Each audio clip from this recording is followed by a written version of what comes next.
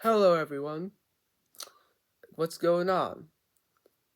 The last few weeks, I have been working on making my own money. And yes, this is real money. Let me explain. You might have seen one of those old silver certificates or something like that. This is not a perfect analogy since it's a government issued money. What it says on it is that the government promises to pay the bearer $1 silver upon demand. Mine is pretty much the same concept, except I am the issuer, and it's not silver that I am paying, but it is backed by US currency. So here is the back of my note. I, Ezra Patterson, promise to pay the bearer $1 upon demand. Call has a phone number here, and then it says that it is issued on February 2025 and that it's not federal currency, just to be safe so no one confuses it. Now, why am I doing this? First of all, just for fun, but the reason I was inspired was kind of interesting. So, a while back, about a week or two ago, I got these old stamps from about 100 years ago. So, here we go. Here's one of them with 1 cent. Does that look familiar? Yeah. That is my note, the design. I was intrigued by all the different denominations of these stamps. There's literally every number up till 15, and there's 20, 25, 30, even higher. And all of them have their own unique people. They're all different colors. I just thought it was kind of cool. So I thought, what if you could spend these and these were dollars? That would be kind of fun. And then also, I've been always wanting to make my own money for a long time. So basically, I took a copy of a picture of those stamp designs online. I edited it to say dollars instead of cents, and then I wrote a little short note on the back. And the backs were all just gray at the time, and the dollars looked slapped on there, and it was very low definition image. So just for an example, here is the $2 based off of the 2 cent stamp, but it's a $2 note that I made with George Washington here. And then here is the first issue one, like that I was just talking about. Like, look how much better the new one is. You see dollars is just slapped on there. It's hard to read. It's very low definition image. Then even the back, it's just gray, kind of boring. So you can see even there how it's like very much inferior. And I realized how bad these money things were. And this is not even laminated, this is just tape. So this is very junky. I realized how bad these things were, so I thought, let me go edit them.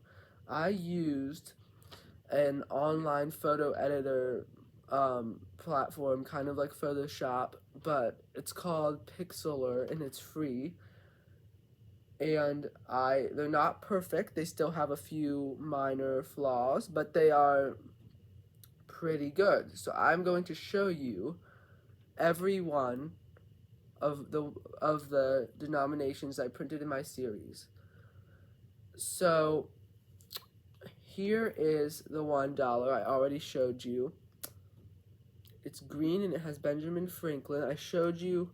So these are for the most part the same design as the stamp button, like dollars instead of cents. And there are a few that I will point out that are different. Now, the back is the same green color, and also I forgot to say they all have my signature and a serial number here. We'll talk about that later. But it's pretty nice. Now, I printed like 6 of those, so yeah.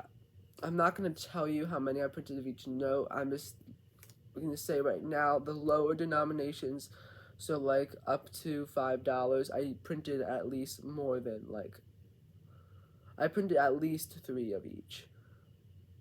So now, here is an interesting one. This is 1.5 cents with Alexander Hamilton, and it's a light brown color. Now, what's interesting about this one is the original design, which I will show you from the first issue, had Warren G. Harding on it. But I'll just say not the most influential president. So I put Alexander Hamilton, who was not a president, in fact, but a very important founding father. So I basically just erased Harding and put Hamilton's picture on there. So it's pretty cool. This is $1.50, as I already said. Also, I forgot to tell you, another thing I edited was up here. It used to say United States postage because it was taken from a stamp, but I fixed that because obviously it's not. Now, the $2 note is red, and it has George Washington, same as the stamp I already showed you. It's pretty nice, pretty solid design, nothing too special. Now, this one's one of my favorites, because this one I actually made from scratch. There was no stamp from this design. Like, I kind of pieced it together. This is $2.50 with Andrew Jackson in turquoise. Now, how this was made was that, show you the back here. I took an 11-cent Rutherford B. Hayes stamp from the original series. I don't have an $11 note, but there was an 11-cent stamp that was the same color, and I wanted to note this color for $2.50. And I took that, I erased old Rutherford, and I put a picture of Andrew Jackson. I mean, Andrew Jackson, controversial guy, but I thought he deserved a place in this series. Now, the 2.5, I erased the value of 11 and put in a 2 and a fraction of 1/2 sign. It fits in pretty well. It's not the smoothest of my designs, but it works okay, I guess. Now, moving on to the higher denominations, there's no fractions of dollars. They're just all complete dollars. There's no 1.5, 2.5 are the only ones, yes. Now, here is $3 with Abraham Lincoln. It's in purple. I like this one a lot. The back was too dark to put my signature in black, so I just used a white colored pencil, and I thought it worked pretty well. Now, this one is a $4 with Martha Washington. It is brown, and it's interesting. It's the only one with a woman on it, as well as the only one with a non-president, other than the Benjamin Franklin, Alexander Hamilton ones. This was actually the original design from the stamp series, so I decided to keep it because I liked it. Now, this one is $5 with Teddy on it. It's pretty, I like the blue color. Theodore Roosevelt, obviously great choice to put on here. But I mean, this one was pretty easy to make. I didn't have to do much. I have a feeling this one will be the most used, or one of the most used. And guess what? I'll talk about that later, about how they can be used, if you don't know what that means. Now, the future, like all the ones I'm going to talk about from now on, above $5, I only printed one copy of. So these ones are more for like, just like a collective, like they're more for collecting than they are for like to have a set. Like they're not as much to spend.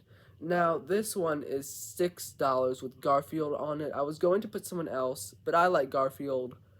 He was from where I live, and he also was a good president, even though he got shot only like a year after being president, maybe even less than that, a few months.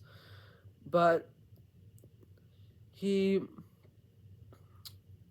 I think that he was on the original series, and I was going to replace him, as I already said, but I just decided to keep him on there, also because I found it a little bit hard to edit this specific stamp because of the color and stuff. So I just, yeah, it's a nice bright orangey color. I just decided to keep Garfield. Now, this one is $7. Which is one of my favorite ones. It has William McKinley. Not because I like him, it's one of my favorites. I like the black color, it stands out. I also just like the denomination of 7 because I think that sounds pretty useful. I was thinking of printing 2 of these. Again, I had to use the white colored pencil for my signature because of how dark it is. And the reason I kept McKinley on there is because he was an okay president, but he has appeared on a lot of stuff historically, like the $500 bill. Also, he's gotten a lot of recent attention from Donald Trump, so that is good. Now, next, we have the $8 with Ulysses S. Grant. Olive green color. There's nothing too special about this one. It has Grant on it. I mean, nice, I guess. $9, one of my favorites. I don't know why. It is a pinkish color with Thomas Jefferson. It's just a solid design. I like it. $9.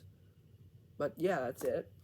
Then $10, we have, this one has an interesting story. This is James Monroe. He's very hard to see. It's very, because of the color, I don't like it a lot. It's my least favorite one. It's this bright yellowy, orangey gold color. And it is obviously the most expensive one that I have made. Well, I'll talk about that more. But the problem with it is, at first I didn't like Monroe on it a lot. So I edited it to put Madison on there instead. But then I realized how it didn't look as nice, which, believe me, you can't get much worse than this yellow color. It was still the yellow color, so but I mean, it was even worse than this. It was even blurrier and worse than this. So I just decided to keep Monroe on it. Monroe was a great president too. He had a good foreign policy and stuff. I think that it's fine, but definitely not my favorite one.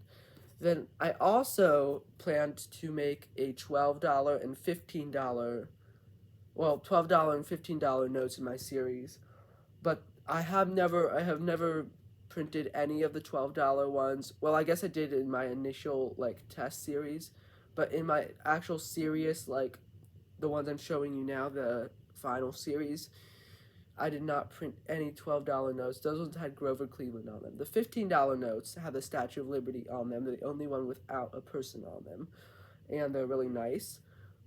But, so let me explain why the corner's cut off here. It's because there were printing errors. When I printed them, they didn't turn out too well. So what I had to do was I had to cancel the notes, because I don't want them to be spent. So if there is a note that has been either redeemed, I'll get to that later, or it has been, or I just don't want to use it, or it is like it didn't print well, it had cut it out badly, I will cut off a corner of it just to show that it can't be used anymore. But it's a gray with the Statue of Liberty. I really like the design a lot, so I was sad. I actually printed out a few of these, but they all printed badly on the back. They had other colors and stuff, so I just had to cancel them, sadly. But $12 and $15 notes certainly are a thing, at least. I'm probably going to try to print some. So, yeah. Now, let's talk about how these would work in circulation.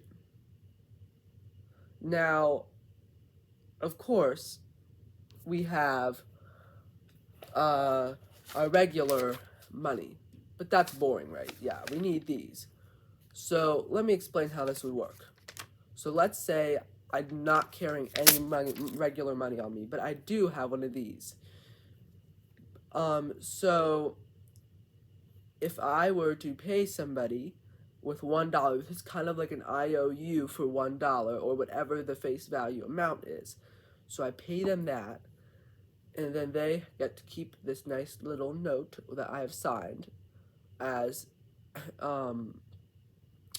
so it's like a verification of the transaction. So now, if eventually this person, they can do one of two things. They can, well, I guess three.